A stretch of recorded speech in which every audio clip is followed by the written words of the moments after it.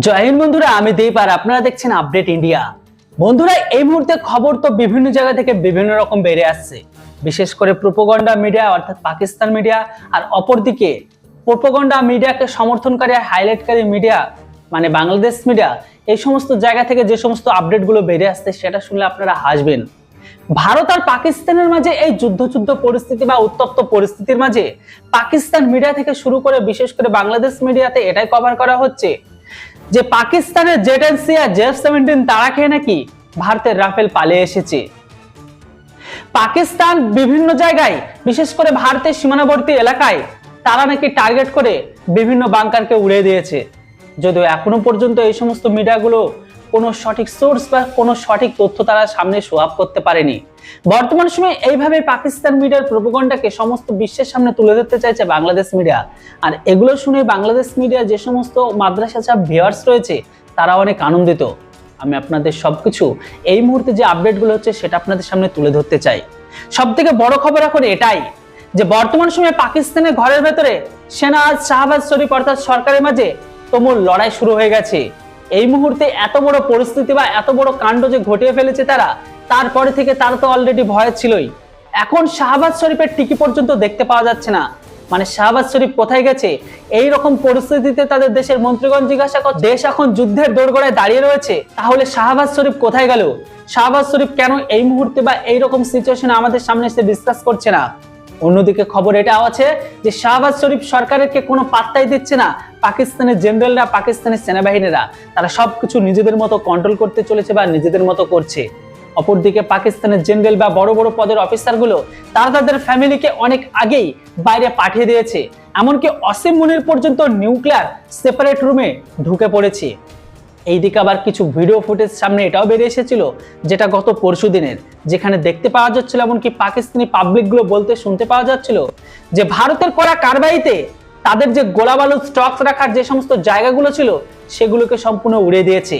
শুধু এখানেই থেমে থাকেনি, অপরদিকে এটাও দেখতে পাওয়া গেছিল যে পাকিস্তানের ঘরের ভেতরে তাদের নিজেদের ভেতরে নিজেদেরই দ্বন্দ্ব শুরু হয়ে গেছে, যেমন টিটিপি, বিএলএ। অপরদিকে আফগান সীমান্তে পাকিস্তানি কারবাই করতে গিয়ে নিরীহ মানুষকে মেরে দিয়েছে, সেখানেও পাকিস্তানের তরফ থেকে আফগানিদের জন্য একটা বড় বিপদ। সেখানে আবার আফগানিস্তানের এটাকে নিয়ে বড় রকমের কারবাই শুরু করে দিয়েছে।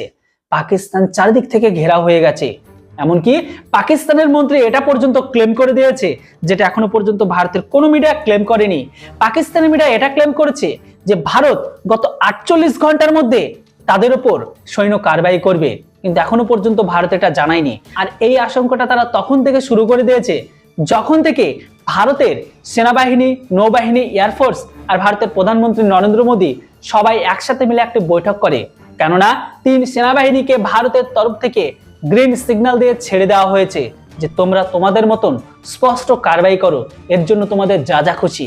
আর এই যে অ্যানাউন্সমেন্টটা যখনই পাবলিক মিডিয়াতে পাবলিশ হয়ে গেছে তারপরে থেকে আমাদের পিওকে থেকে শুরু করে ভারত আর পাকিস্তানের মধ্যে যে সমস্ত সীমানা লাইনগুলো ছিল সেই লাইনগুলোতে পাকিস্তানের যে সমস্ত চেকপোস্ট বাংকারগুলো করেছে সেই সমস্ত জায়গাকে খালি করে এমনকি ফ্ল্যাগকে পর্যন্ত তুলে নিয়ে চলে গেছে। অপরদিকে পাকিস্তান পিওকের ভেতরে যেগুলো তাদের ভেতরে অন্তর্গত সেই সমস্ত স্থানীয় লোকালিটির বাড়িগুলোকে জবরদখল করে সেই সমস্ত লোকেদেরকে ঢাল করে, যেমনটা হামাস সেখানকার পাবলিকগুলোকে সিল্ড করেছিল এক্স্যাক্টলি ভাবে, সেখানে তাদের সিল্ড করে সেখানে তাদের বিভিন্ন রকমের আগ্নেয়াস্ত্রকে ডিপ্লয় করছে। অপরদিকে এটাও শুনতে পাওয়া যাচ্ছে যে তাদের শেষ অস্ত্র হতে পারে তাদের পরমাণু অর্থাৎ নিউক্লিয়ার অস্ত্র, কিন্তু এটাকে নিয়েও পাকিস্তানের ঘরের ভেতরে সংশয়। অলরেডি পাকিস্তান ভারতের সাথে যুদ্ধ করার জন্য কয়েক ঘন্টা যুদ্ধ টিকিয়ে রাখার জন্য অ্যামুনিশন থেকে শুরু করে তেল পর্যন্ত নেই। এমতো অবস্থায় চীনের কাছে থেকে তড়িঘড়ি কিছুটা সাপ্লাই পেলেও এই মুহূর্তে তাদের ভয় কাটছে না, কারণ আপনারা জানেন ভারতের এই মুহূর্তে ক্যাপাবিলিটি আর ভারত কতদিন যুদ্ধ করার মতো ক্যাপাবিলিটিকে অর্জন করে রেখে দিয়েছে। তাই এমতো অবস্থায় ভারত যদি সরাসরি সৈন্য কারবাই শুরু করেই দেয় তাহলে এই মুহূর্তে পাকিস্তানের সাপোর্টে কে আসবে? তো এখনো পর্যন্ত প্রকাশ্যে শাহবাজ শরীফ মোটামুটি 45টা দেশে উনি ফোন করেছিল, কিন্তু উনাকে কেউ সমর্থন করেনি। শুধুমাত্র ওনার পাশে প্রকাশ্যে দাঁড়িয়েছে তুর্কি আর চীন। এই জন্য তড়িঘড়ি চীন থেকে PL-15 ভিআর মিসাইল, আর অপরদিকে তুর্কি তাদের যে কার্গো এয়ারশিপ আছে সেই এয়ারশিপে করে প্রচুর পরিমাণে গোলাবারুদ পাঠিয়ে দিয়েছে। আর একটি দেশ এখানে সমর্থনে থাকতে পারে, সেটা হচ্ছে আজারবাইজান। হ্যাঁ বন্ধুরা, যদি এখনো পর্যন্ত তাদের তরফ থেকে প্রকাশ্যে বা খোলামেলা কোনো স্টেটমেন্ট আসেনি যে আমরা পাকিস্তানের সাথে আছি। প্রকাশ্যে রয়েছে তুর্কি আর চীন, তবে এখনো পর্যন্ত ভারতের তরফ থেকে কোনো কারবাই হয়নি। তবে পাকিস্তানের মন্ত্রীদের মধ্যে চিন্তা একটা হয়ে গেছে যে তাদের মিসাইল তারা যদি ভারতের ওপর সোজাসুজি নিউক্লিয়ার ওয়ারহেড দিয়ে আক্রমণ করে, তাহলে এর রিটালিয়েশনে তাদের অস্তিত্ব কতটুকু সংকটে থাকবে বা তাদের অস্তিত্ব কতটুকু বেঁচে থাকবে।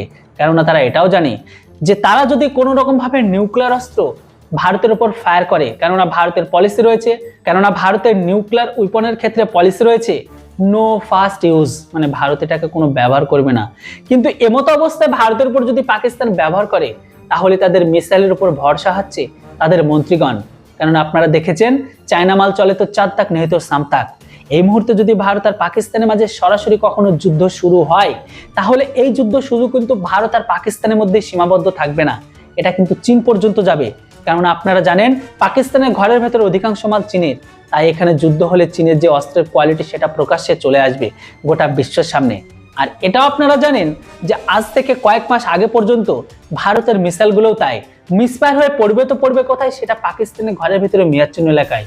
সেই মুহূর্তে কিন্তু পাকিস্তানের ঘরের ভেতরে air defence system, radar system, যে সমস্ত মালগুলো ইনস্টল করা ছিল সেগুলো সব ছিল চায়না, তারা কিন্তু বিন্দুমাত্র টের পায়নি। তাই চীনের ভয় এখন এটাও আছে যে সরাসরি ভারত পাকিস্তান যুদ্ধ লাগলে এই যুদ্ধে তাদের চীনের অস্ত্রের রহস্য ফাঁস হয়ে যাবে। পাকিস্তান চাইছে মুখে যত বড় বড়ই কথা বলুক না কেন, গোটা বিশ্বকে যেনতনভাবে মানিয়ে ভারতের ওপর বুঝিয়ে ভারত যেন এই যুদ্ধ থেকে পিছনে সরে। তবে এই মুহূর্তে বাংলাদেশ মিডিয়া যেভাবে পাকিস্তানের এই সমস্ত প্রোপাগান্ডা মিডিয়া থেকে খবর নিয়ে তারা যেভাবে হাইলাইট করছে, এখানে তাদের ভিউয়ার্সদের শান্তি দিলেও মনে তাদেরও শান্তি নেই। কেননা অ্যাকচুয়ালি মুখে বলা আর দেখানো দুটোর মধ্যে পার্থক্য আছে। কেননা ভারতের সামরিক শক্তি, ভারতের ক্যাপাবিলিটি সম্পর্কে গোটা বিশ্ব অবহিত। তাই এই মুহূর্তে যে সমস্ত বা যারা প্রচার করেছে যে জেট-10C আর JF-17 তারা কে নাকি ভারতের রাফেল পালিয়ে এসেছে, তাদেরকে আবারও মনে করে দিতে চাই রাফেলের সাথে জেট-10C এর কখনো তুলনা হয় না বা কম্পারিজন হয় না। বাকিটা তো সময় বলবে। যাই হোক বন্ধুরা, আজকের আপডেট এখানে শেষ করলাম। ভিডিও ভালো লাগলে ভিডিওটিকে লাইক করবেন আর চ্যানেলটিতে নতুন হলে সাবস্ক্রাইব।